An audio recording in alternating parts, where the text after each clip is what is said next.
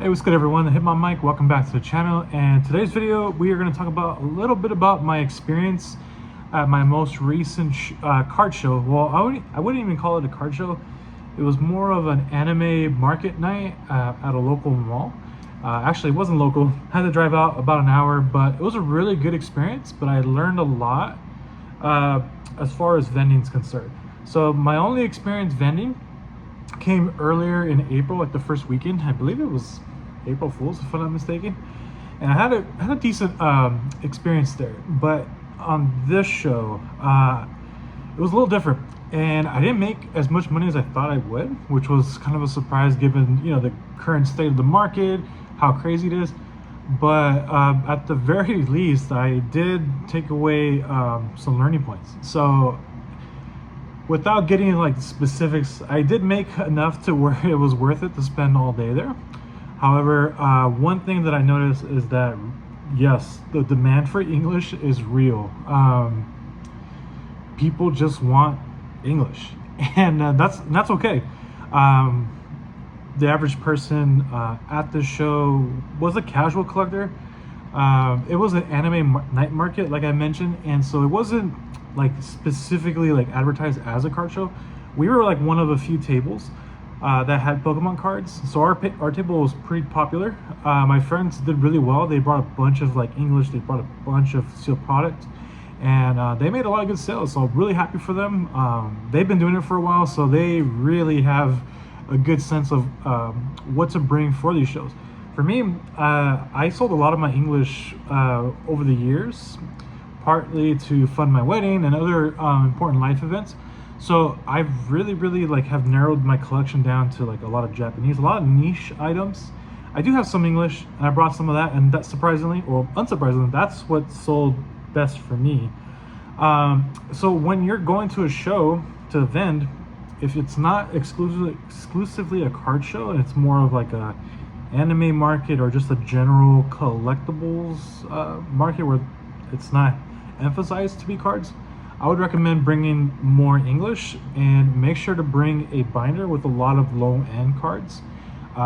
So many people were like really interested in the value binders. It was pretty cool. It's kind of like a treasure hunt, so it makes sense. Like when I go to card shows, I like to flip through the binders, find some hidden gems, and just like stuff to complete my sets, and quite understandable. So I brought a lot of like very niche stuff, and that didn't go that well, surprisingly, right? So I know next time to bring more modern, more English stuff. I think my stuff does better like on eBay, so a lot of like mid-era stuff. So I mean, you're watching this and you're probably like, damn Mike, like you should have known, right? But that's not to say I didn't make any sales, or if it was a dud of an experience. It really wasn't. So I still made enough to where I was happy, and now I know for the next time to go bring more stuff that people are interested in, as far as like the casual collector, or just like the average collector here in the West. They want English, they want super ultra modern, and that's all fine and dandy. And that was just a brief recap on my vending experience. But I also want to talk about what happened recently at a New Jersey card show, where a guy and his dad got held up at gunpoint, right, and had a bunch of their stuff stolen, and I believe cash, right?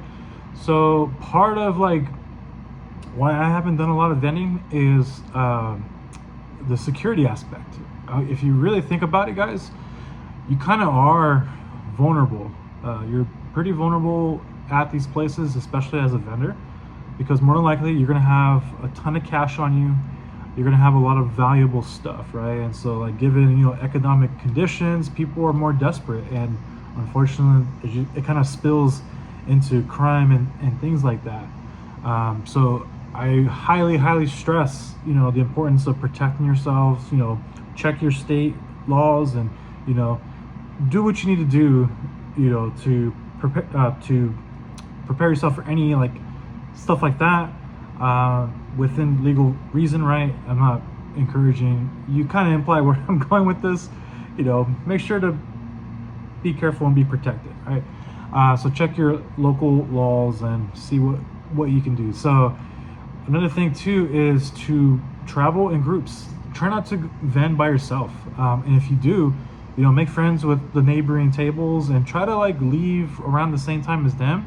Or if you're leaving all on your own, make sure to like kind of like walk by other people that are vending. So like you're in groups. You guys gotta look out for each other because a lot of these shows haven't really caught on to the changing dynamics of these card shows. These are not like these random little swap meets where a lot of things are low end. No, these card shows are like super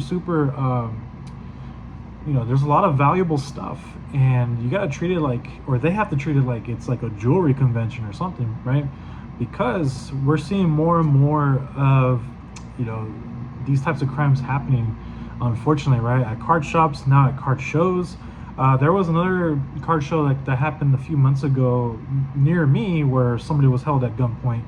So it's really scary out there, guys. That's why I'm not a big fan of like carrying all my stuff to go vend, knowing that I'm gonna have a lot of cash on me. It's just, it is a little nerve-wracking, I'm not gonna lie. And then also too, guys, like I know it's cool to flash all your deals and your sales on Instagram stories and all that, or I've seen tables where they have literally cash like at the the bottom of the case, advertising that they're buying. Like you're kind of like putting targets on yourself. I know never to blame the victim, right? Obviously we have to go after like people that are actually doing these crimes, but also protect yourself.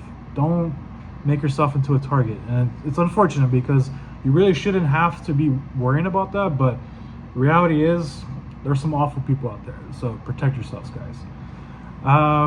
But going forward, I don't have any shows near me that I'm interested in vending. Possibly in August. Actually, there's a show like literally like 10-minute drive from where I live, so I might be interested in that, but we'll see.